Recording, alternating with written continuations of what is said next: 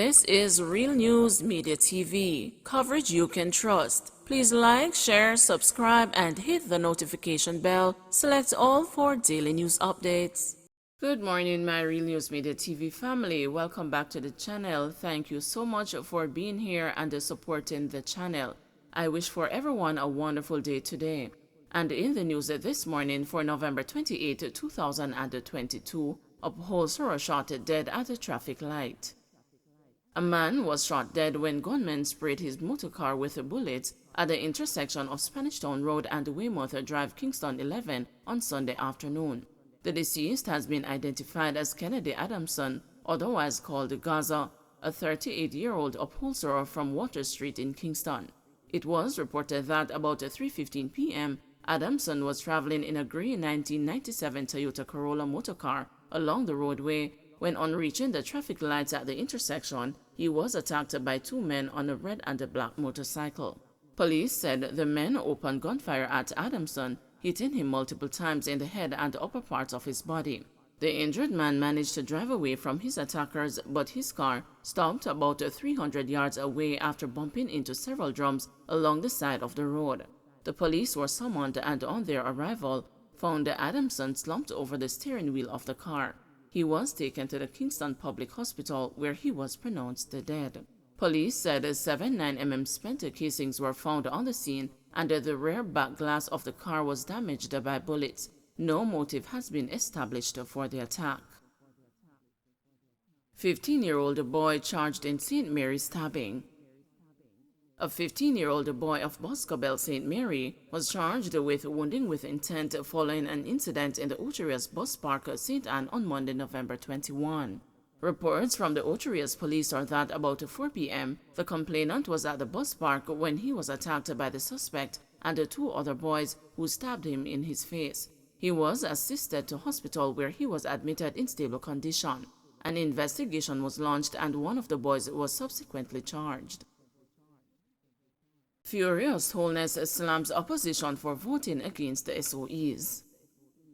Prime Minister Andrew Holness has labeled members of the opposition People's National Party as hypocrites for not voting to extend a state of public emergency in several parishes, claiming that it infringes on the right of Jamaicans. Holness, his face cloaked in anger, expressed his disappointment in a speech on Sunday at the Jamaica Labour Party headquarters on Belmont Road in St. Andrew.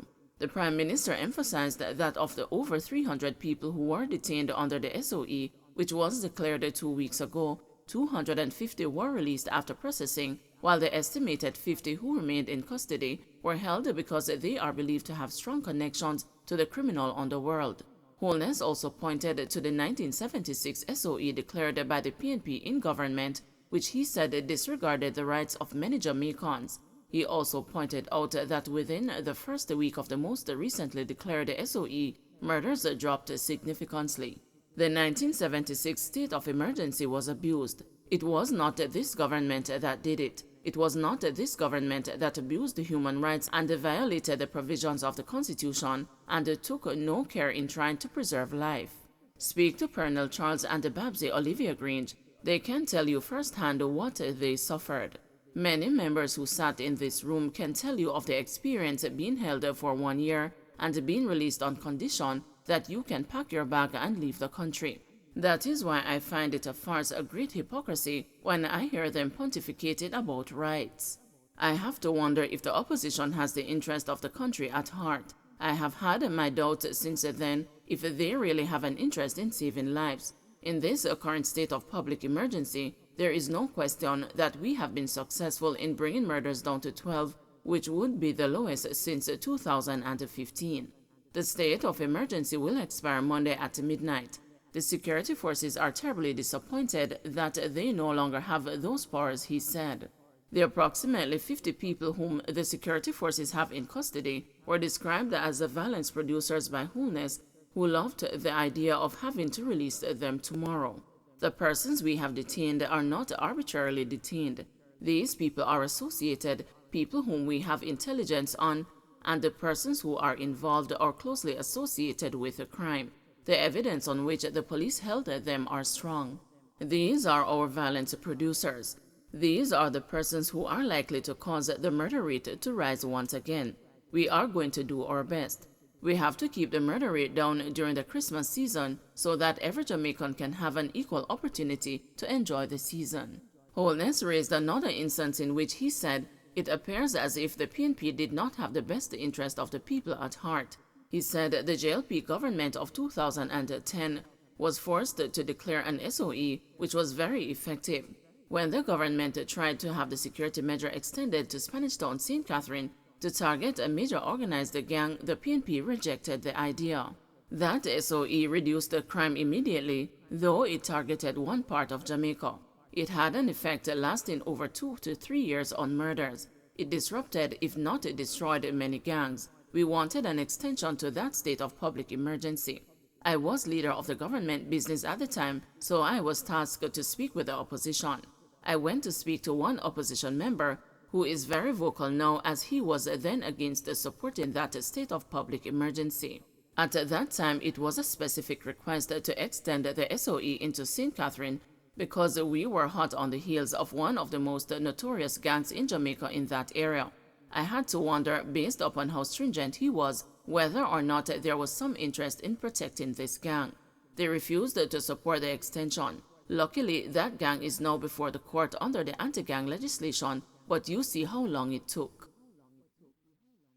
Family demands justice for double killing at a Frankfield party. The family of 2 men fatally shot by a police constable, who is reportedly a family member, are calling for swift and thorough investigation into the incident.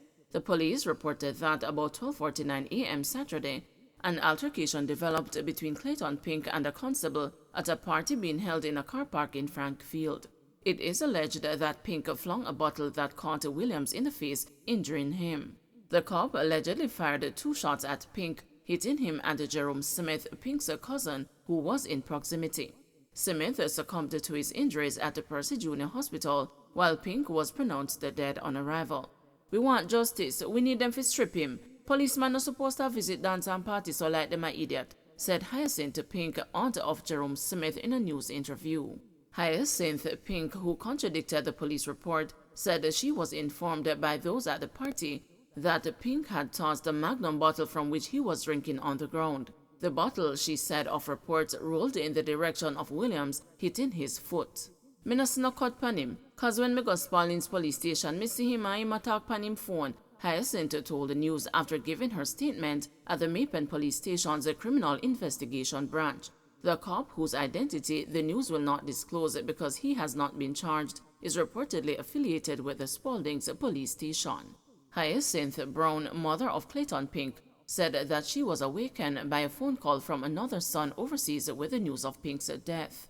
Me hump the phone and me did cry the whole night, she said, pointing out that in between tears she made frantic phone calls trying to get answers. Smith's aunt is still trying to come to grips with his death. His baby mother and the 2 guys that him kill his family. Him have a child with my uncle's granddaughter, she said. As for Hyacinth Pink, the tragedy has everyone in disbelief. Everybody can't believe say him in the same family and kill the 2 youth. The whole district of Desire James Hill and the whole of Frankfield say them can't believe him kill the man them, because the same place in the district him did live with my cousin, she said. Counsel for the Frankfield Division, Clive Mundell, is worried that the incident could have repercussions for the staging of future events.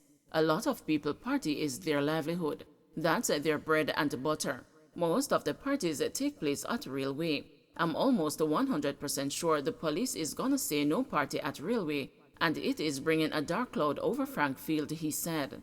Mundell also encouraged the residents to seek out mediators, pastors, justices of the peace, or even him to diffuse interpersonal conflicts. We will sit with you, and whatever the issue is, we will resolve it before somebody ends up losing their life, he said. Psychologist says Jamaica's crime problem should be treated as a public health crisis. Psychologist Dr. Lakem Samaj says Jamaica's crime problem is a public health epidemic and should be treated as you would any disease. The most consistent intellectual position now, as I review the data globally, is that violent crime should be treated as a disease. And the same way we treat disease, you look at causality, you look at how it is spread, you look at patient zero. And one interesting thing about the data, oftentimes it tells us that it is not the vaccine that actually ends the virus. It's the spread. It is to contain it and just cut down the spread. Dr. Samaj says steps such as modernizing the police force to use various methods of surveillance, in addition to improving the court systems, should be adopted. Dr. Samaj also contends that sometimes the tribal nature of our political culture often limits the approaches taken by the government, thereby limiting collaboration with important stakeholders. He says without this collaboration, a reduction in the crime rate will never materialize. Don't forget to like, share, subscribe, and hit the notification bell. Select all for daily news updates.